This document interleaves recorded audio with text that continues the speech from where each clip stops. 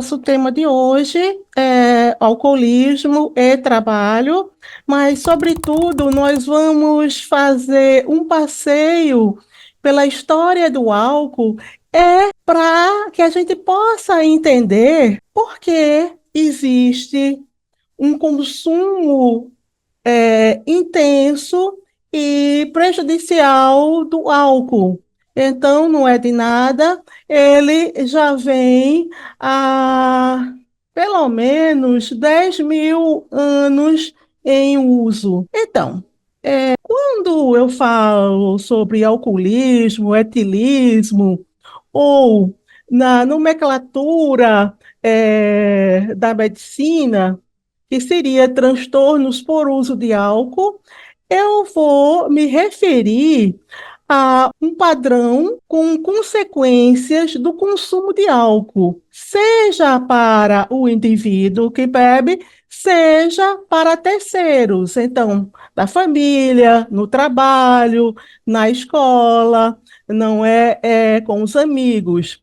E ele pode ser dividido, de acordo com a atual nomenclatura, em uso nocivo, abstinência de álcool, delírio induzido por álcool, transtorno psicótico induzido por álcool, transtorno do humor induzido por álcool e transtorno de ansiedade induzido por álcool, tá? Essa é a nomenclatura para transtornos por uso de álcool dentro do CID. Mais na frente, eu vou mostrar para vocês os danos que podem ser provocados em outras áreas do nosso corpo e além do cérebro. Por conta do grande consumo inadequado de álcool, a OMS criou uma meta para até 2025, que seria diminuir 10% do abuso de álcool. Segundo a OIT, que é a Organização Internacional do Trabalho, de 20 a 25% dos acidentes de carro foram provocados por uso de álcool. E de 3 a 5% dos trabalhadores, eles padecem com dependência. Segundo a Organização Pan-Americana de Saúde, tem uma média de 85.032 mortes anualmente foram atribuídas exclusivamente ao álcool. A maioria das mortes, 64,9%, ocorreu entre pessoas com menos de 60 anos. As causas de morte foram principalmente por doença hepática e distúrbios neuropsiquiátricos, como a dependência de álcool. O consumo de álcool é um fator que contribui para mais de 300.000 mortes anualmente nas Américas. Mais homens do que mulheres morrem pelo consumo nocivo do álcool. E eles foram responsáveis por 83,1% das mortes exclusivamente atribuíveis ao consumo de álcool. A maioria das disparidades de gênero ocorreram entre El Salvador e Belize, e essa diferença foi menor nos Estados Unidos e no Canadá. Então, dentre os problemas atualmente classificados pelo CID, né, pelo Código Internacional de Doenças, e estamos na versão 11, um dos problemas mais comuns seria a intoxicação por álcool e a abstinência. Na CID-11, a intoxicação por álcool é definida como uma condição transitória que se desenvolve durante ou logo após o consumo de álcool, caracterizada por distúrbios de consciência, cognição, percepção, comportamento e coordenação, podendo até chegar ao coma. E sua intensidade está relacionada à quantidade de álcool consumida e os sintomas diminuem à medida que o álcool é eliminado no organismo. Então, isso significa que se um homem de 70 quilos tomar 5 doses em menos de 2 horas, ele vai estar intoxicado, ou seja, ele vai estar TIP-LEC, ok? Essa seria a tradução. Agora, só é entendido como doença se houver concomitantemente um dano ao indivíduo e um dano a terceiros. Já a dependência de álcool, então, uma coisa é a intoxicação, a outra coisa é o uso inadequado, a outra coisa é a dependência. A dependência de álcool é um distúrbio da regulação decorrente do uso repetido ou contínuo. E qual seria esse traço característico? É um forte impulso interno, a chamada fissura, que se manifesta pela capacidade prejudicada de controlar o consumo, aumentando a prioridade dada ao álcool sobre outras atividades e a persistência do uso, apesar de danos ou consequências negativas.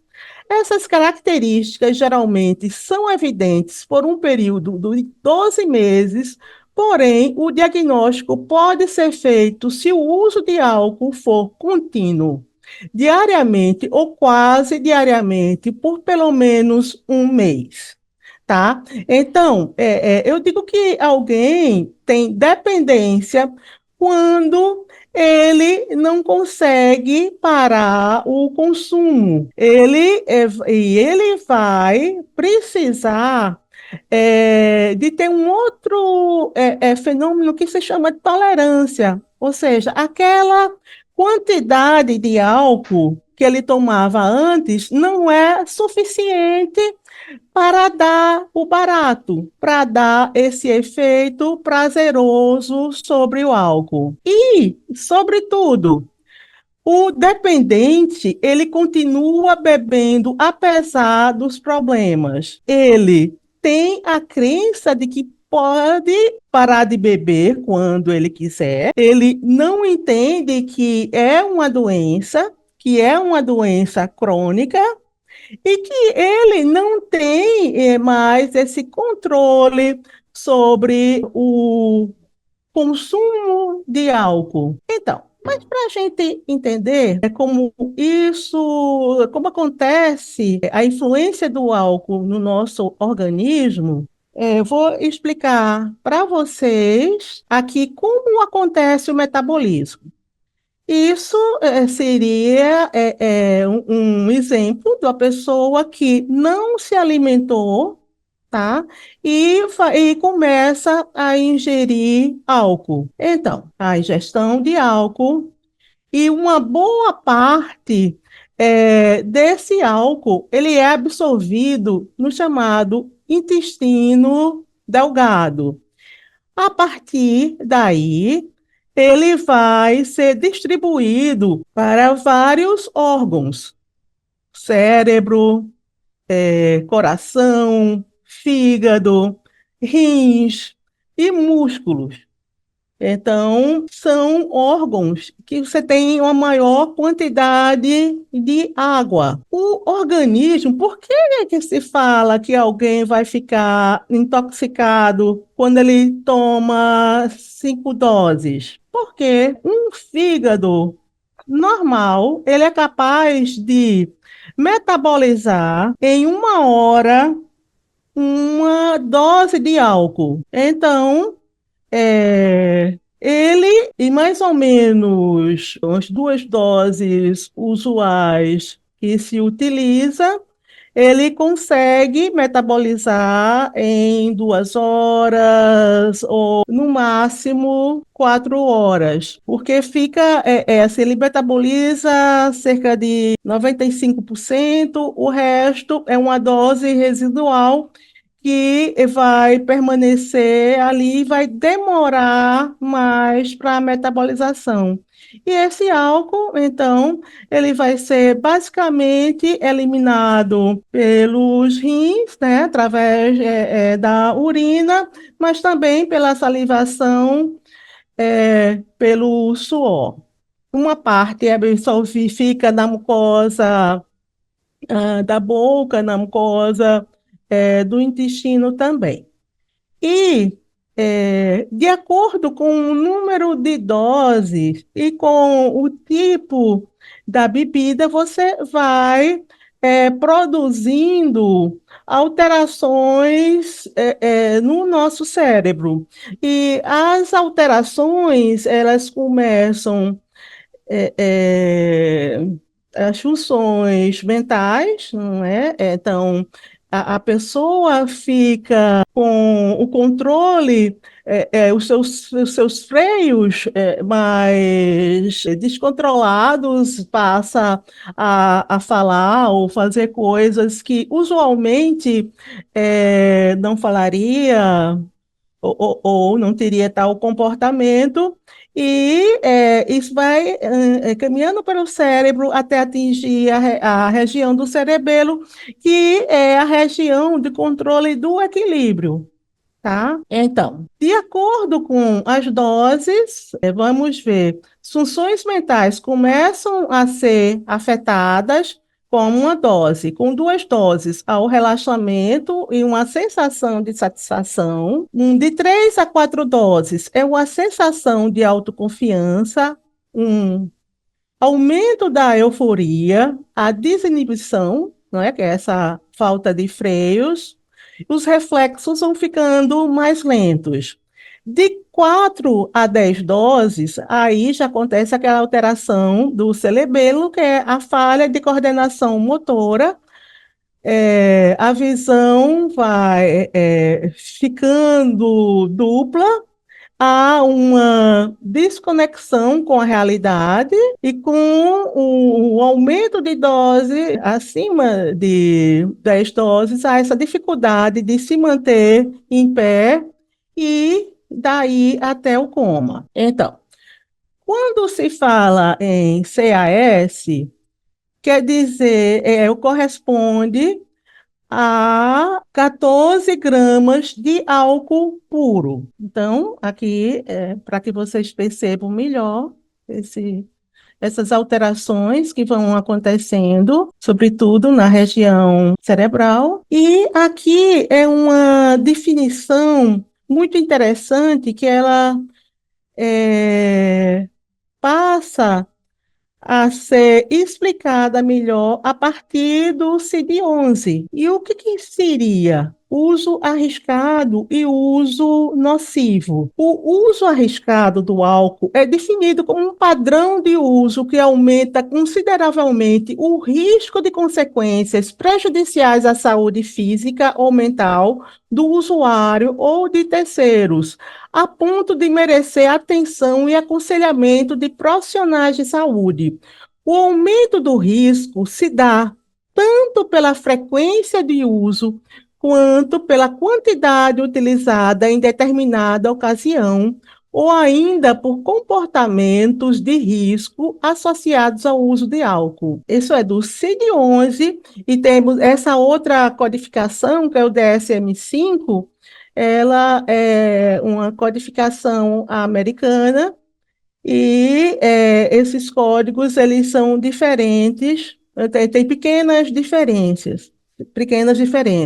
Então, o que separa o uso arriscado do uso nocivo? Então, a ausência de consequências físicas e mentais diagnosticadas é uma característica-chave que distingue o uso arriscado do uso nocivo de álcool, tá? Para a gente entender melhor, de 1 a 2 doses de álcool, você tem um baixo risco individual para problemas relacionados ao álcool. De 3 a 6 doses, você tem um risco moderado. E de 7 ou mais, isso é considerado um risco alto e crescente a partir de cada dose extra tomada. Então, uma coisa é o risco individual, a outra coisa é o risco populacional. Então, o risco individual ele vai variar de acordo com todas as características genéticas, o gênero, as mulheres elas sofrem mais pelo uso de álcool, porque ela tem menos água nos tecidos, ela tem menos gordura do que os homens. Claro, pela idade da pessoa, quanto mais jovem for, a pessoa que está ingerindo álcool, maior é o risco. Sobretudo, quem começa a beber antes dos 18 anos vai ter um risco aumentado para problemas físicos e psiquiátricos devido ao uso de álcool. E isso é muito importante saber e poder orientar, porque ultimamente as crianças de 10 a 12 anos já estão começando a utilizar álcool e muitas vezes elas começam na própria casa. E isso vai depender muito da cultura, porque tem famílias que dizem é melhor que ele aprenda em casa e saber quais os riscos do que ele aprender fora de casa. Isso é um equívoco e é importante que vocês que estão assistindo essa palestra posso orientar seus filhos, seus parentes, que não se deve utilizar álcool com menos de 18 anos. E por quê? O nosso cérebro, então, os circuitos cerebrais que estão ligados à área do prazer, e são circuitos ligados a um neurotransmissor chamado dopamina, eles só completam a sua formação a partir dos 21, 22 anos de idade. Então, o cérebro ele vai estar imaturo e ele vai correr um risco de aí adoecer mais. E olha, pasme, mas tem pessoas que só completam esse circuito depois dos 24 anos. Então, é realmente algo arriscado. Explicando melhor, se um homem, ele poderia metabolizar 4 doses em mais ou menos 2 horas, uma mulher ou um idoso, eles só vão conseguir ter um consumo, digamos, menos danoso com 3 doses, tá ok? Agora, vejam a chave disso tudo. Uma pessoa, um homem com 70 quilos e com uma idade mediana, ele não deve consumir mais do que 14 doses por semana. Então, muitas pessoas não compreendem que se você é, não beber a semana inteira. E se no final de semana você consumir uma quantidade muito grande de álcool, você vai ter prejuízo sim. E é exatamente esse grupo do final de semana que vai provocar uma maior sobrecarga nos sistemas de saúde, e, sobretudo, o SUS, né? Em pesquisa, segunda pesquisa feita pela a própria UNB. Então, o que entendeu-se a partir dos estudos é que nenhuma quantidade de álcool é segura. Você pode ter uma quantidade em que você pode provocar menos dano, mas isso vai variar de população a população e de indivíduo para indivíduo. Então, Quando se fala em abstinência, isso é um grande problema que pode envolver, quando muito complicada, um risco de morte altíssimo. Então, a pessoa, quando reduz a quantidade de álcool de forma abrupta ou para de beber sem nenhuma assistência médica, o que que vai acontecer? Características, sintomas e características fisiológicas que podem incluir hiperatividade do sistema nervoso autônomo, o que é isso? Taquicardia, sudorese, tremor, náusea, insônia e agitação.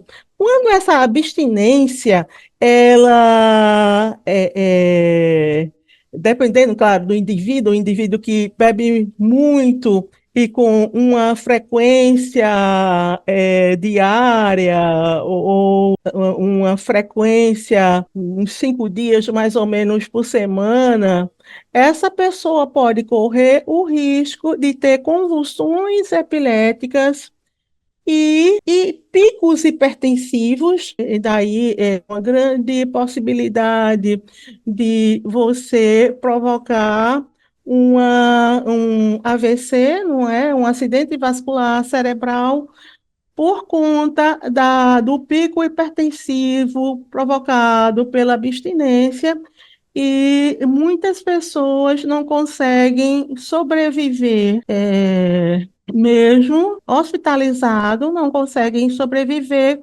a esses sintomas de abstinência. Mas vamos procurar entender por que que o álcool ele é tão frequente. Por que que nós bebemos, afinal? O álcool ele vem acompanhando a história humana, seja nas celebrações religiosas, na própria medicina, ou mesmo como elemento de prazer.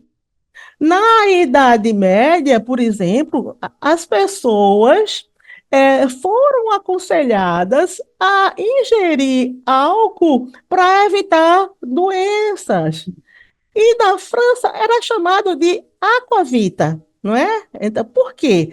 Naquela época, não se tinha um sistema bom de esgoto, não se tinha tratamento de água, e, de fato, se tinha menos infecções se consumisse álcool do que se tomasse água. Então, era uma situação específica daquela época e, inclusive, após aliás, durante a peste negra, teve um monge que orientou todo mundo só beber água, e ele foi depois considerado santo, porque aquelas pessoas elas tinham a menor possibilidade de adoecimento. Veja que coisa interessante. Mas a palavra álcool, ela deriva do árabe, álcool, tá? E a pessoa que inventou os destilados foi um médico persa chamado Muhammad ibn Zakaria al-Razi, ou aqui chamado no Ocidente de Razes, ou Razes ou Razes, ok? Mas ele foi o primeiro médico a usar o álcool sistematicamente na prática médica. Mas como tudo começou? Há mais ou menos 40 mil anos, os nossos primos, né, os símios, eles passaram a descer das árvores para pegar as frutas que caíam no chão e fermentavam. Essas frutas fermentadas, elas aumentavam o cheiro daquela fruta, então era facilmente identificada. E houve, então, a mutação num gene específico que fez com que essas frutas estragadas elas passassem a não mais afetar tanto o corpo humano, a ingesta dessas frutas fermentadas. Então, tornou-se possível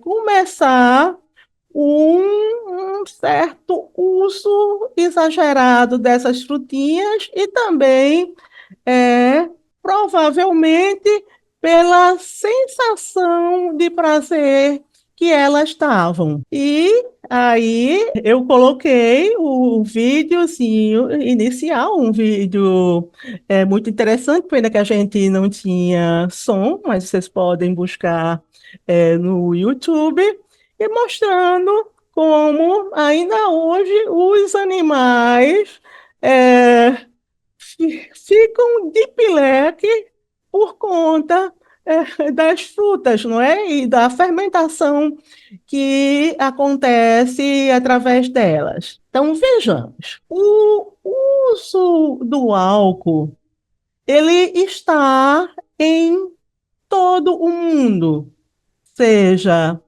na Ásia, aqui no Crescente Fértil, na África, nas Américas, América Central, então, vários tipos de produtos de álcool, e eles utilizavam inicialmente aqueles cereais ou aquelas frutas que existiam na região. Então, isso são relatos, tá? Os estudos científicos mostram, na verdade, a primeira bebida encontrada foi na China, mas mais adiante eu vou explicar para vocês. Então, vamos ver aqui o vinho de palma na África, a cerveja de sorgo, aqui várias regiões da Europa, principalmente nessa região aqui norte da Europa. Nós temos o hidromel. Na região da Geórgia, eles começam o cultivo da uva, a fabricação de vinho ela passa a ser, então, no Irã. Mas vamos ver aqui, vamos falar sobre essa região chamada de Crescente Fértil. E vejam como tem geograficamente eles estão muito próximos. Aqui começam as primeiras cidades, os primeiros assentamentos humanos que se tem notícia. E nessa região, essa é um lugar muito interessante, provavelmente é um dos sítios históricos mais antigos da nossa humanidade, em que os caçadores-coletores eles passaram a se reunir nesse lugar chamado Göbekli Tepe, atualmente no sudoeste da Turquia, mas essa área no passado pertencia à Mesopotâmia e eles, nessa região de Göbekli Tepe, eles passam a dar, e aí existem várias teorias, várias suposições que eles começam a dar primeiro as primeiras bebidas como recompensa para quem vai erguer esses monólitos de pedra, então para aqueles trabalhadores e também como culto religioso. Então, uma das primeiras possibilidades de uso religioso por humanos quando eles estão fazendo essa transição de caçadores, coletores, para reunir-se em cidades e passarem a domesticar frutas e cereais. Aqui, né, monólitos em forma de T em Göbekli Tepe. Agora, os estudos, de fato, comprovam que já foi na China, há 9.000 anos, que se encontra uma bebida nessa cidade de Yahoo, uma mistura de arroz, mel e frutas, que seria a uva ou esse piuriteiro, uma espécie de cereja selvagem, e que foi, de fato, produzido essa primeira bebida e eles descobrem isso através de avaliação desses restos de cerâmicas como essas. Isso também no Neolítico. Então, e esses povos também se dedicavam à música, essa é uma flauta de osso que eles produziam. Esses achados revolucionaram a história, porque se entendia que os assentamentos humanos eles eram bem mais recentes e aqui a menção ao hidromel, que ela é considerada a bebida mais antiga do mundo, mas há controvérsias e ela se torna muito presente dentro da mitologia nórdica, dentro da história dos vikings. Mais na frente eu vou falar mais sobre eles. E que um herói da mitologia, o Kivasi, teria sido assassinado.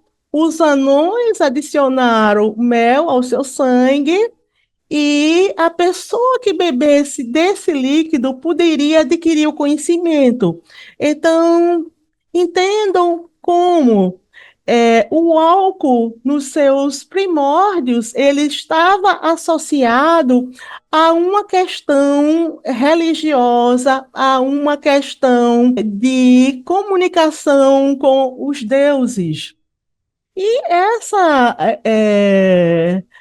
poderia ser uma forma do quanto que o álcool era cultuado no início dos nossos tempos. Mas, há 6.000 anos, os sumérios, eles criaram a cerveja. E a cerveja, ela tinha uma deusa, Animex, e eles tomavam a cerveja usando canudinhos de ouro.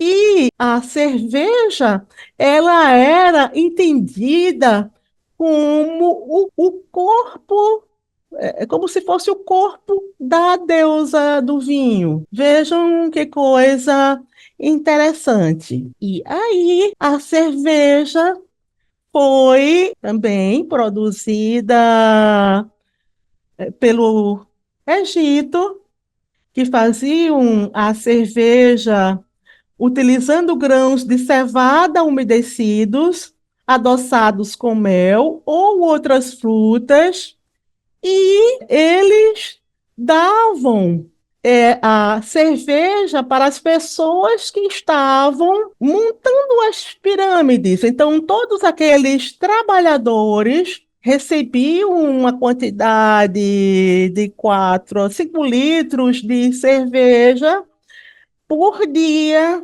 para como benefício, né, pagamento pelo aquele trabalho de levar aquelas pedras para a construção das pirâmides. Com o tempo, A cerveja foi ficando uma coisa muito popular, porque no Egito eles praticamente produziam em alta escala e o vinho ele passa a ser para os nobres. Na tumba de Tutancâmon, foram encontradas 24 ânforas de vinho.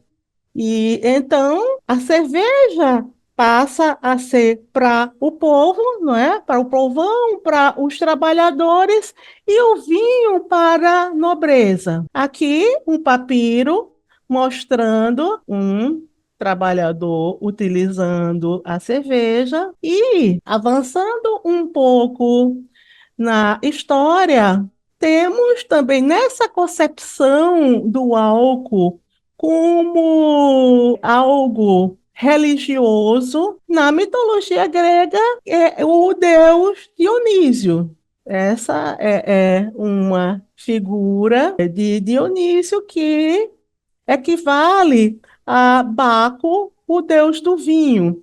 Isso tem uma particularidade muito interessante, que os gregos, eles se reuniam num lugar chamado, um evento, não é um lugar, num evento chamado simpósio, em que os homens, só os homens, eles ficavam reunidos para falar sobre religião, política, e eles bebiam o álcool junto com a água. Então, tomavam um pouco de vinho e um pouco de água. Mas tinha os seus limites. A primeira taça era em nome da saúde, outra do prazer, né? E a terceira do sono. E aí, esse poeta cômico Eubulus, do século IV a.C., dizia: quando essa terceira taça ela é servida, os convidados sensatos vão para casa. A quarta taça já não é nossa, pertence à violência. A quinta ao tumulto, a sexta à bebedeira, a sétima aos olhos negros, a oitava à polícia, a nona às dores de barriga e a décima à loucura e ao arremesso de imóveis.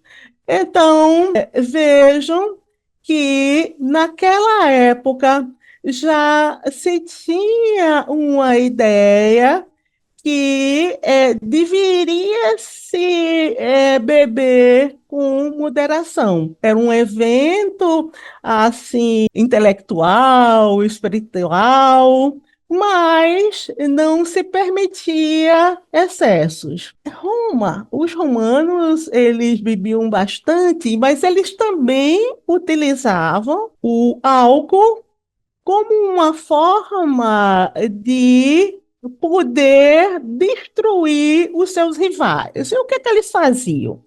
Eles chegavam no lugar, levavam bastante vinho, embebedavam todos e quando eles estavam, os seus rivais de ressaca, eles chegavam, os romanos, e matavam todos. Então, era uma estratégia de poder, não, isso de dominação. Aqui, mais uma representação de religião e uso de álcool, mostrando como naquela época é, tem essa conotação, o vinho como o sendo o sangue de Cristo, essa ideia atualmente ela é simbólica, né? Não se faz, não se entende, mas que o vinho ele de fato tenha de ser bebido para que se faça a comunhão com Deus, mas é apenas uma analogia para aquela época, não é? O que se entendia naquelas culturas, a época, não é? Se tinha a dominação romana, de como se entendia, e inclusive um dos primeiros milagres de Cristo foi transformar é, água em vinho, mas depois de algum tempo, foi entendido como um pecado o uso do álcool. Isso é uma curiosidade sobre o quanto o álcool vem sendo, o quanto que na nossa mente tem sido incorporado a ideia de álcool como um elemento de união com os deuses, e hoje em dia, em algumas culturas, alguns xamãs usam o álcool mais substâncias alucinógenas para entrar em contato com os deuses ou com a natureza, não é? Com o elemento divino. Agora, embora os árabes eles tenham dado o nome ao álcool. A partir do século sétimo, em torno do ano 600, baseado no Alcorão, os árabes condenam o consumo de álcool, mas eles criaram os destilados. E aqui já estou mostrando uma figura da época da alquimia. Então, já na Idade Média, eles vão buscar a quinta essência, ou seja, é algo como se fosse o espírito, o elemento mais puro de um material. Eles chamam a quinta essência, e isso era um segredo guardado a sete chaves, que seria os elementos da destilação, e esses conhecimentos químicos dos alquimistas, eles não só criam os destilados, como também eles vão produzir mais na frente, né, os perfumes. Isso é muito interessante. E aqui eu explico que os árabes, eles criaram os destilados, aumentaram, então, muito a quantidade de álcool, mas os cristãos, eles expandiram o seu uso pelo mundo. Então, durante a colonização,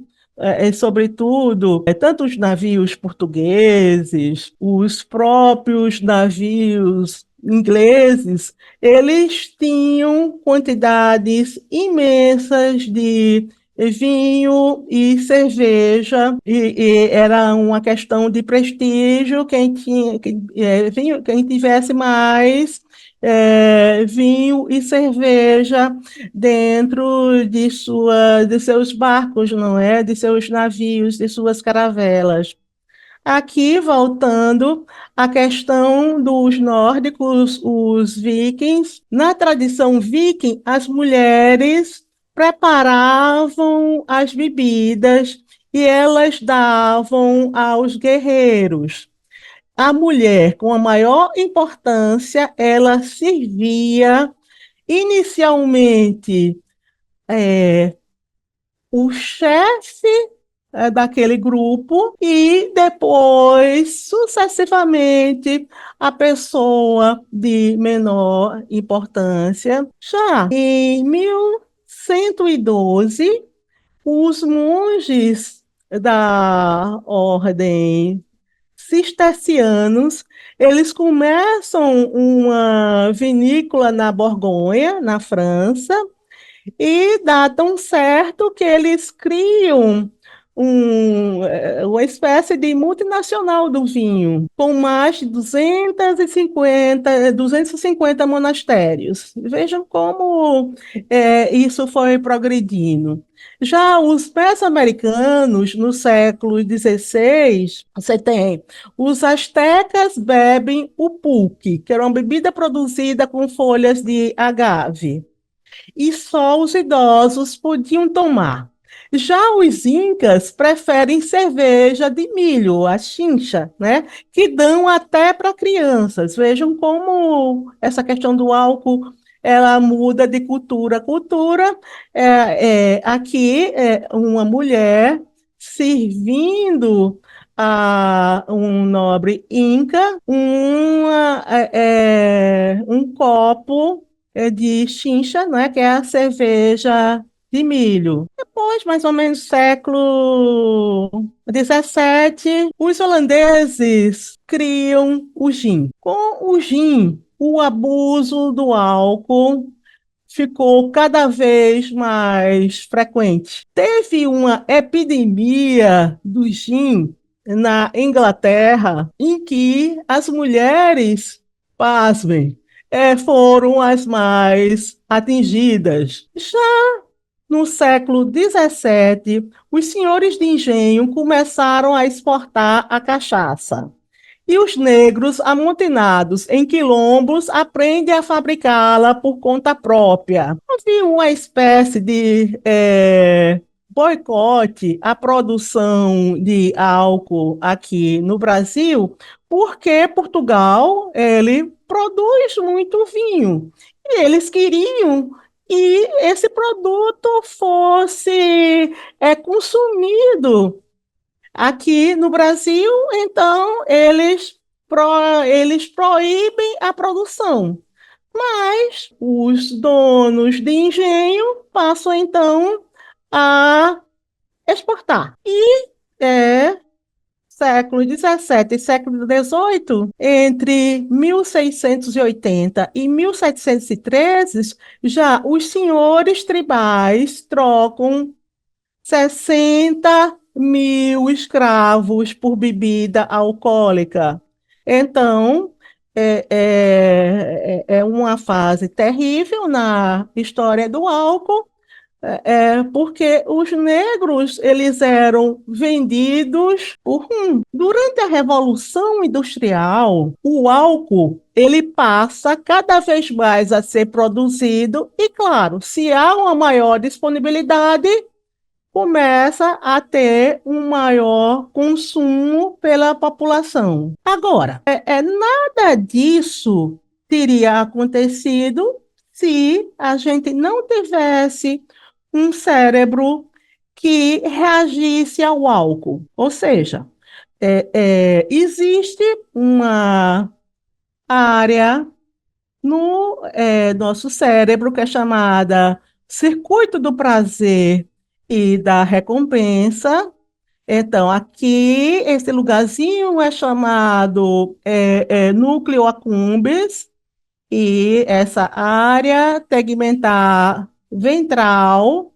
Então, aqui é onde o cérebro vê que uma determinada substância vai dar prazer, uma determinada ação vai dar prazer. E esse lugar que mais ou menos o cérebro ele é enganado. Deixa eu explicar para vocês como acontece esse engano. Um estímulo novo, ele leva um tempo para continuar a ser uma novidade e para dar prazer. O álcool, então qualquer elemento de prazer, ela vai precisar de um reforço para que seja entendido como prazer. E o álcool, ele vai fazer isso, vai enganar o cérebro para que aquilo ele seja considerado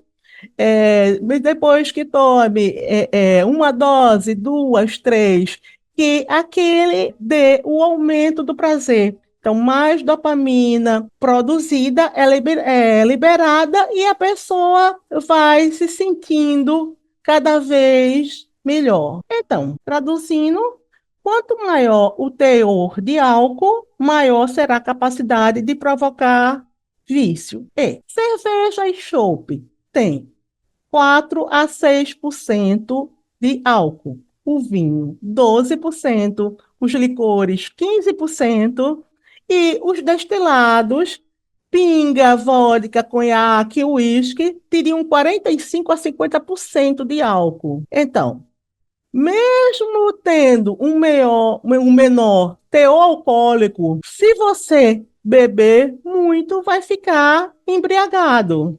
E aqui para que vocês entendam, então, uma dose de vodka equivale a uma taça de vinho, que equivale um, uma tacinha de licor e uma caneca de chopp de 340 ml. Então, algumas pessoas entendem que o alcoolista é aquele que só bebe o destilado. Mas eu tomo 5 cervejas. Eu vou estar fazendo um uso inadequado de álcool? Vou, porque é, é, 5 cervejas ultrapassam é, aquele entendimento atual sobre a questão da intoxicação. E aí é entendido que não se deve utilizar mais do que 4 doses de álcool. Então, se uma pessoa toma 5 cervejas, ela vai produzir um pileque. Mas veja, isso um fígado normal. Com o tempo, com o uso do álcool, o fígado ele vai aumentando essa possibilidade de poder metabolizar o álcool. E aqui, de novo, quanto maior for a quantidade, lógico, maior será a capacidade de viciar. Quanto mais jovem for o indivíduo, mais chance terá de ter comprometimento físico e mental, a gente já explicou. Mas então, continuando, por que que nós bebemos muito? Tem toda aquela história que eu falei para vocês do entendimento do álcool, tudo isso que foi passado e que está numa espécie de memória de grupo.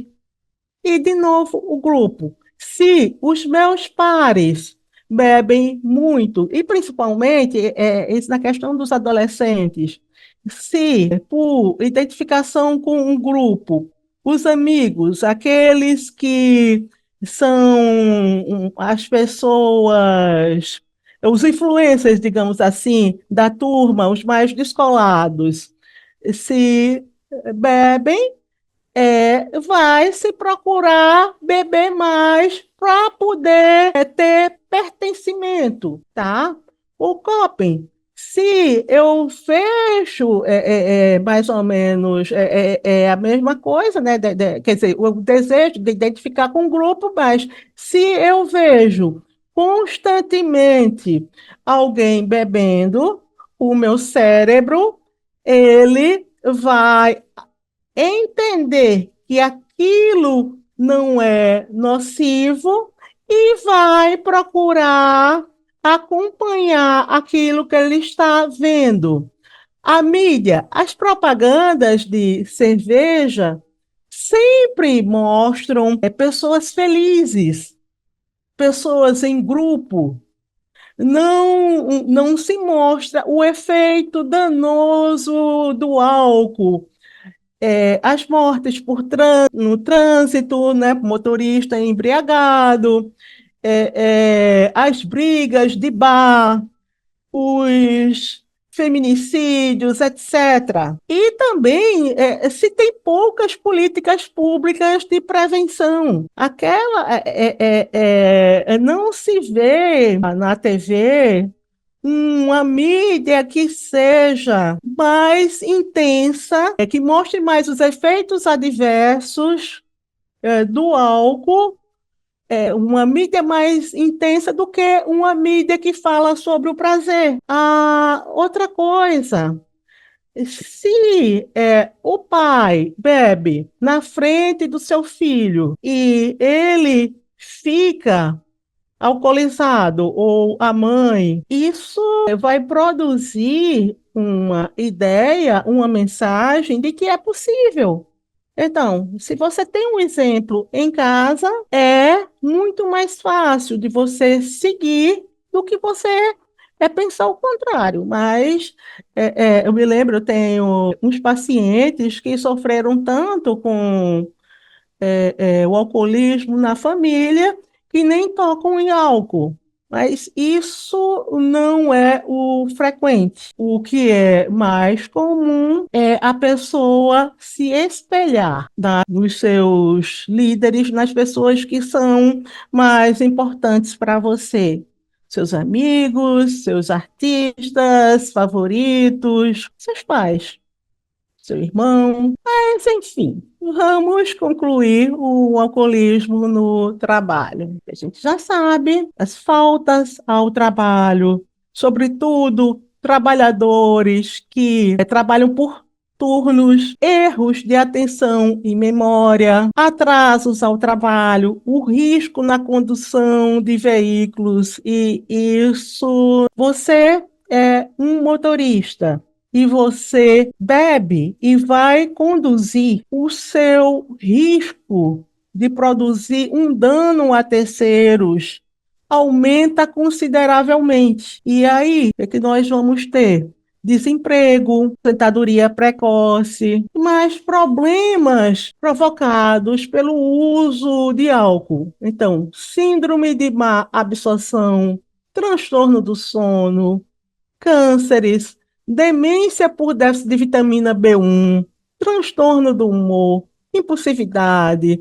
A pessoa vai ficar facilmente distraído, toma decisões importantes sem avaliar o risco, a dificuldade para regular as emoções e interpretar as emoções dos outros, a síndrome de abstinência, como nós já falamos. Esse é um estudo. Deixa eu só tentar tirar, não estou conseguindo ver a questão, não estou conseguindo ver esse slide. Deixa eu tentar colocar essa visibilidade, mas aí vocês estão vendo, né, o consumo, a diferença de consumo entre 2010, isso aqui é no Brasil, tá? Esse é um estudo chamado Vigitel, é a diferença, né, de consumo entre homens e mulheres entre 2010, 2021 e 2023.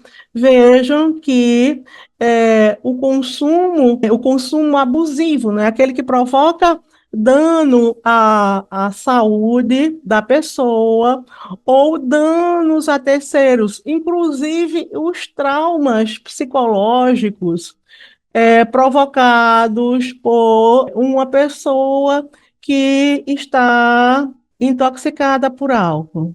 Então, vejam como tem evoluído as mulheres consumindo mais. Agora, tem esses estudos, esse Vigitel, ele vai ser refeito porque ele tem uma amostragem pequena e ele vai passar a ser feito pelo celular. Antigamente era só pelo telefone e aumentar a amostragem.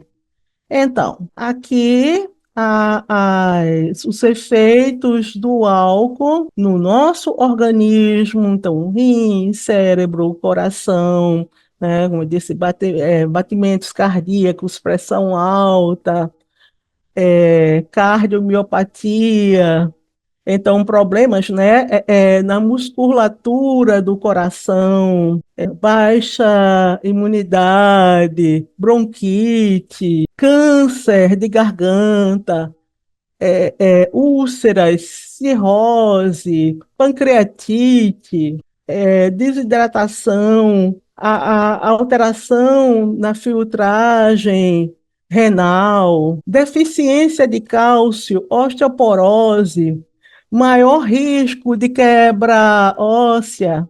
Mas tem algo que é pouco falado, eu acho que poucas pessoas têm ideia do que é a síndrome alcoólica fetal. Então, é, olhe a imagem dessa criança. Uma criança que desenvolveu essa síndrome porque a mãe utilizava álcool quando estava grávida. Vejam que a criança ela tem microcefalia, ou seja, o cérebro está reduzido, né?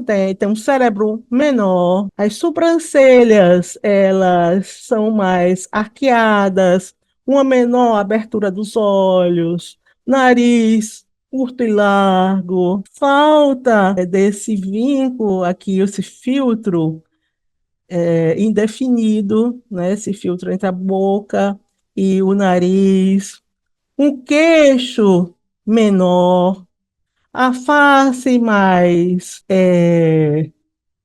plana e as orelhas sem paralelismo. E essas crianças, elas vão ter uma inteligência menor do que uma criança que a mãe não utiliza álcool. Mas, veja, o tratamento do alcoolismo requer um diagnóstico médico. Por quê?